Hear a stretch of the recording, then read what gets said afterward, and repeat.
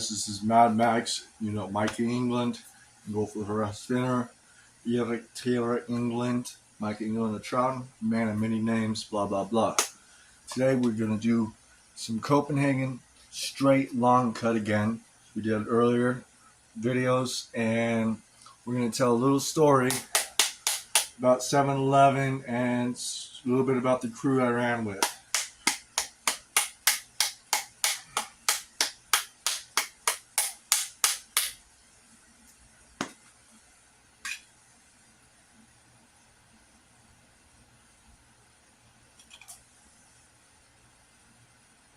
Alright. Spectacular. The scent of this. And then this in my mouth right here. Not ready to spit yet. God, he went that spider web spit. I hate that. So I used to run with a little crew in, when I lived on the streets of Fresno when I was like 19, 20. And we had Doobie, who was always smoking weed, never did anything other than weed, and then we had Mellow, nice grip and all that. Then we had Soldier, who always wore camel pants. He went missing later on. We had Cowboy, who I called Cowboy because he wouldn't stop talking about the damn Dallas Cowboys. I'm a Raiders fan myself. Who always wore all black, and then there was me, Mad Max. That's what they decided to call me. So we had this little 7-Eleven we would watch. Agreement was settled across the Amtrak station in Fresno. And this little 7-Eleven, me and that little crew would watch. We would chase people who we would call J-Cats or stealing from that 7-Eleven. We'd also sweep the parking lot to that 7-Eleven. And in turn, the managers and employees pretended not to notice when we stole stuff from them, whether it was wine, drink, food, and sometimes they did actually buy us a pizza for that. And yeah, so we would watch this little street, at the corner. We chased away a J-Cat that was on cardboard trying to strip. She was weird. We chased, other J-Cats away. It was like what all the homeless people like to be. And we protected that little thing, ran a little protection for it. We take what we want. They pretend not to notice. And we could get food, drink, whatever we needed. And it was really good, And,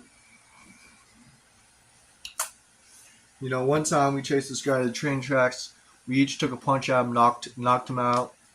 We just left him there. But yeah, that little 7-Eleven and the crew, we would always go to the POV, which is a Poverello House homeless shelter. We'd go there, eat 3 meals a day. We ran around doing drugs, me and Cowboy mainly. We had a little spot on Fulton Street.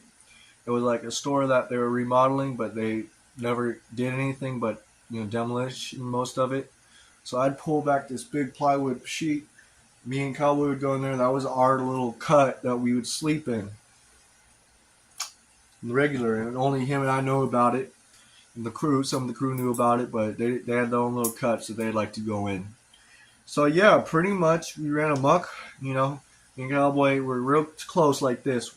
We'd go off and do meth, smoke it, snort it, do it all the time, and we'd make a little money. We would still cop. I used to still cop with this kid. I call it the kid because he's one of the youngest kids out there. He was like 18. And him and I would run copper out of warehouses and stuff like that. And he saw me stand 10 toes down to like many fights. I was always 10 toes down. I don't know if I had a death wish or what, but yeah, pretty much that was a little crew I ran with. We'd steal copper. We'd collect cans and bottles. We would get hotel rooms on the weekend. Get hella drunk running our little hustles. We'd get a hotel room on the weekend. Get drunk, get smoked out on weed, get stoned. Basically do a bunch of meth, get high as fuck.